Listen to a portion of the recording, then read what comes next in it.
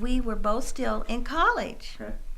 And I had 2 years to go, and he had 1 year to go, and he was holding down 2 jobs and finishing up his last year of college. So I knew he was going to be a coach when we married. So yeah, and so it was the same life ever since I've known him. We have had. Our family time has been from 10 p.m. to 12 a.m. every night. And that's even when we had small kids, and that was not good for them, but it was the way it was.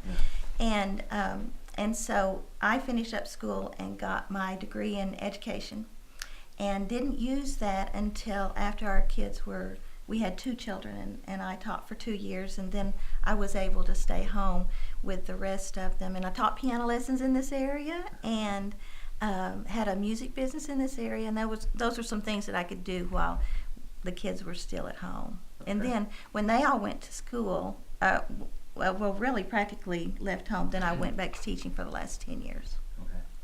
So let's go back to, you're married what year? 1975. 1975. And then what year is your first child born? 1978. Okay. All right, and that is? That's Mitch. Mitch, okay. And he lives in this area, and is an associate pastor in music youth work down at Redeemer Church in Tulsa. That's right. That's right. Okay. And then second child born? Charissa Dees, and she graduated from Owasso in 98. She was born in 79. Okay. And then Russell was born in 1982. He graduated from Siloam, but he went through his junior year here in Owasso. Right. And then Tyler, our youngest son, was born in 1985, but he was born here in Tulsa County when we were coaching here. I went back, coached in my hometown 7 years in Prairie Grove, Arkansas, and a friend of mine in Collinsville said the Owasso basketball job's open. And we drove over here, didn't know a soul, 28 years old, and walked in down there at the high school. I'd asked Mr. Scott if I called him, the athletic director, said, can I drop off a resume to you? And I left Vicki in the car with 3 kids at that time with no money, and I said, I'll be right back, this won't take long. And boy, I just couldn't believe it. We talked for about 3 hours. She found a quarter under the seat and went to McDonald's and bought one ice cream cone to share with the family to feed them lunch, because we didn't have much money and I didn't leave her any of it. So what little you did have. What little we did have. And then I was able to come back and interview again for the job and offered the job. And we moved here for 17 years and coached basketball and worked in FCA, worked in our church youth group, and had a lawn mowing business, and did everything we could. She was home just like a lot of your young couples in church, just trying to etch out a living, and she's trying to take care of our kids at home. So she taught piano lessons in the home, and we taking our kids, picking up tin cans on the side of the road, trying to take them to the recycling, send them down there to, meet the bills sometimes, umpiring baseball in the summer, trying to earn $10 a game something at that time. And but the Lord really blessed us. We had tremendous wealth of friends here and influence and opportunities, and thought we'd never leave. Just thought we were here forever. In fact, the spring of 2000, I told Vicki we need to buy a burial plot up there at Graceland from the Maoris, because I said we're here forever. Yeah. But the Lord really changed our direction quickly, because my mom got really ill back in northwest Arkansas. And a friend of mine called me for a job that I trusted, and I really thought we should move back and take care of my mom at that time. And that's the only reason really drew us to leave. And so that's how we cycle through Owasso and just have deep, deep roots and tremendous memories and friends in this community still today. Yeah, and so even before you moved from Owasso, you're married and you have kids and pressures of coaching at a large school, a school that was significantly growing, rapidly, yeah. and then you got the pressures of owning a mowing business and then running a piano recital. What was that like, having kids and being, in your mid-30s, late 30s, early 40s, trying to get all that together and keep a handle on it? What was that like? I bet there were some roller coaster years. That's where my burden is.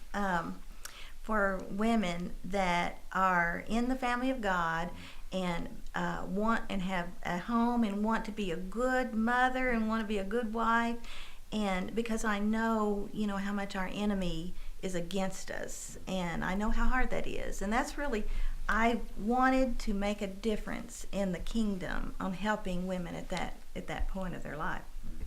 Mm-hmm. Those years were incredibly joyful. I just can't tell you how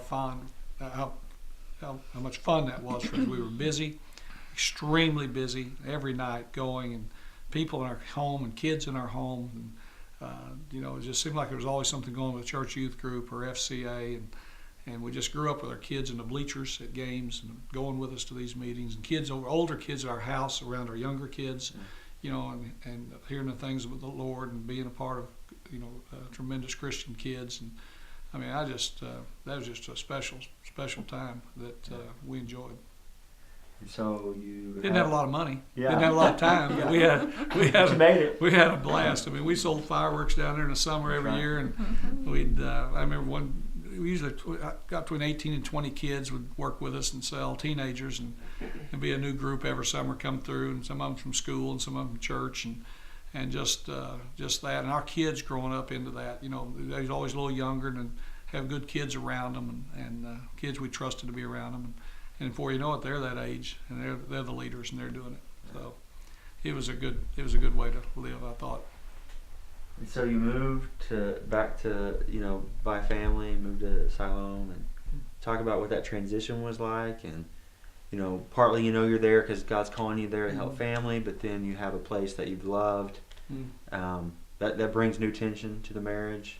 You're trying to get new friends. It feels kind of like home, but didn't feel like what you thought was going to be home. And can you talk a little bit about that? What that was like? Well, from my end, I had moved around a lot in my growing up years, and so I was the one behind him in Prairie Grove. We'd lived there for 7 years, and I was pushing him, saying, "Yes, you look at this Owasso job. There is life outside of the hometown you were grown up in." And so the change wasn't difficult on me at all, because, and as it has, we found out during this last year, is we still have just so many strong relationships at all periods of our life and where we've been at different times. And so I like the change, and I like to open our scope and try new things. And I'm adventurous, I guess, more so than he is, because the changes are more harder on you. Yeah, I'm not a big change guy. I could, I've done it, and I think the Lord's been in it, and we've followed that, but it's probably been a little harder. But we moved there to coach, and I got administration, and it was a really good move because of Tyler, I think, and Russell. I think they really they had not blossomed spiritually here. No fault of anyone. I think just the Lord had that move, put them in circumstances where they could have other opportunities that for some reason we missed or didn't maximize here, is what I would say. And so we're real thankful what the Lord did in them, because moving's hard. One's going to be a senior, one's going to be a freshman, and that was probably hardest on them.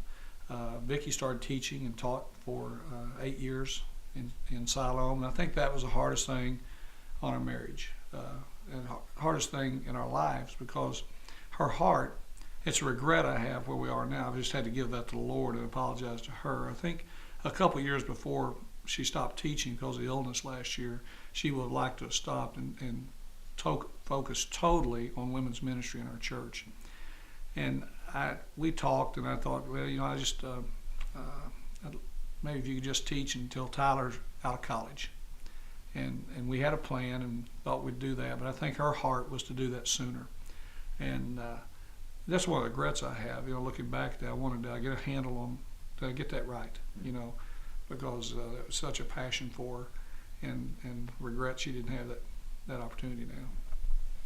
But I keep telling him that, yes, that was true. In fact, all the years that I taught in the public school, it was more of a submission to his decision than it was something that was in my heart to do.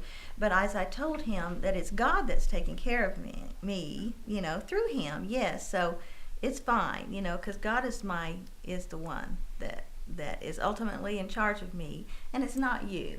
Yes. So the fact he made those decisions, then that was totally had to go filter through what God said was okay. So